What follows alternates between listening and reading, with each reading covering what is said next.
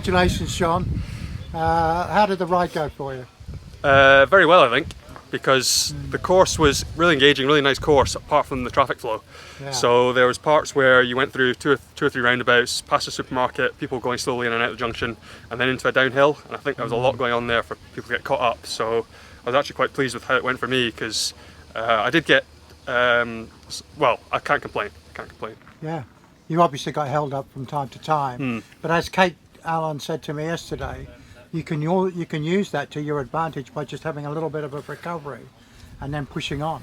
Well, I think that's it. It's the mindset you have in it in terms of staying relaxed, because that is your opportunity to take a breather. But in the past, there's sometimes where I'd have got a bit in the heat of the moment and tried to race up to the bumper and done silly things. And so I think you take your opportunity there to relax and then use it elsewhere in the course to try and pull it back. But I think when you're in that race mindset and you know everything's tight, I think second and third were between 3 and 4 seconds. So it's when you've got that in your mind, you really are hunting every second. Yeah, well, it was a comfortable victory, but that's no surprise to me. I mean, when you did that 17-14 the other way for a 10, I was just absolutely gobsmacked. How do you compare your numbers now to what they were when you were a pro, basically?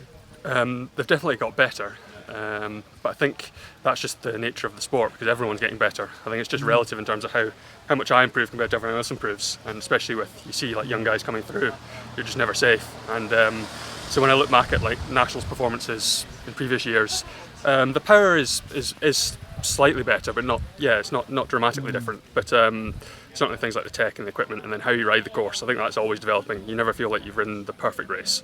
So in terms of putting out the power where it needs to go, that's something I'm always learning to do. Some people do that quite naturally, and I think I've had to learn how to do that a bit better or a bit more than some others. Yeah. Well, now that you're actually working and everything, and not a pro anymore, would you like to go back to being a pro? No. Would you like to be able to take this form somewhere? I don't think so. No, I think I had my chance, Yeah. and I'm glad I gave it a chance, but didn't quite have the minerals they call You're not it. tempted by the Commonwealth Games representing Scotland? Yeah, I definitely would be tempted. If the opportunity, I'd have to put myself in that opportunity. But I'm sure they'd welcome anyone that was looking to put themselves forward. But I've not really thought that too hard about it. It's been a bit of a surprise this season, having the form I've had, because the last 2-ish, maybe 3 years, it's been kind of stagnant. So it's good to get sort of in the right direction again. Yeah. Now you're back up in Scotland.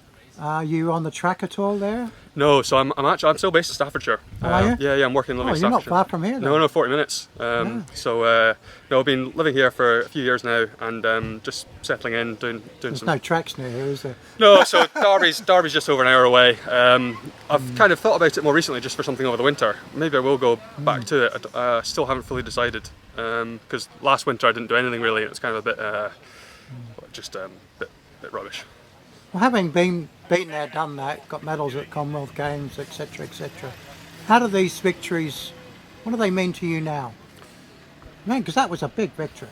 I think, you put those on a pedestal, but it's only in hindsight. I think no matter which race you win, winning it's not much for muchness, but you enjoy every one of them. It's only in hindsight when everyone else recognises it as a bigger achievement, because you put the same amount of work into them all. It's not like I showed up today just for a jolly. I mean, I could have done, but it's not what I do it for. I like to engage with the process and get the best out of myself, and that's how I approach every race, really. So definitely the atmosphere around these races, like you go to Commonwealth, the crowds are enormous, and everyone's watching it back home, and you get loads of encouragement and support. But that's what my preparation towards it is relatively similar. And the All right, sorry. and the 10 champs, you planning on doing those? Yes. Because they're going to be on a pass course, aren't they? I think so. I don't know it, but it looks like straight out and back. I think it's dual carriageway. I've not checked, but I think it is. Looks quick, which I'm not fussed about. Like, so if I want a fast time, go to 11s, go to the F11. Well, I was wondering if are you looking to go under 17? I think it would be a nice target, but in terms of the nationals, I don't really care. Like, I quite like an engaging course. I mean, if more people like the classic series, I'd rather that was the nationals. The time, it's great to chase after, but if I really want to do a fast time, I'd rather get on the track and do a pursuit. That's how I kind of see it. Two things that come to mind finally. One, the national championships, you had an issue, you had a problem. What was that? So I had chain drop issues where the first descent the chain came off, and then the second descent, sorry, not the second descent, the main descent coming into the end of the lap came off again, and so each time I have to reach down and grab the chain to put it back on, and so on the second descent you're actually going over 70k an hour, and so I was kind of having to rush at it, and so I was reaching down to grab the chain back on, and I pulled the chain so hard it pulled the mech, and the mech cable came out, so then I had no rear gears.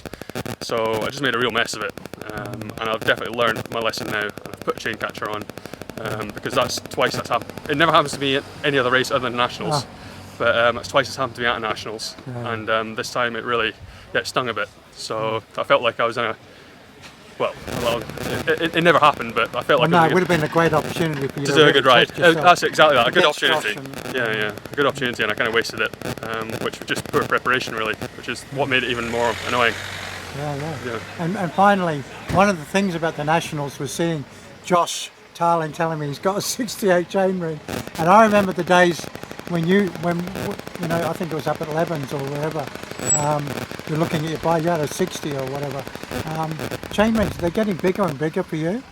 So I've got a 58 chainring that I've had since Dan first told me about big chainrings in 2017 or something. So I've had the same chainring all that time, and I really liked it, but it's quite an expensive thing. Well, yeah, I could easily get a bigger one, but the great thing about these, the Ineos team, is they've got these classified hubs in the rear. So they've got this, they can afford this intuitive switch, having no front mech, but still have a really big front chainring at the back. Well, that's what I was going to ask you. Is it worth going to a single chainring? Yes, I've not taken my single chainring off since 2019.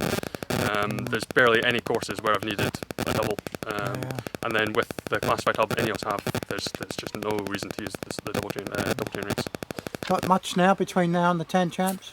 I'd entered a National B next week on the Evesham course. I don't know if it's going ahead or not.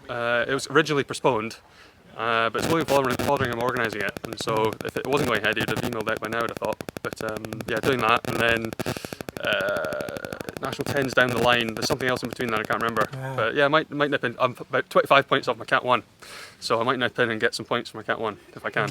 Well, you're obviously still enjoying your racing. Exactly. Well,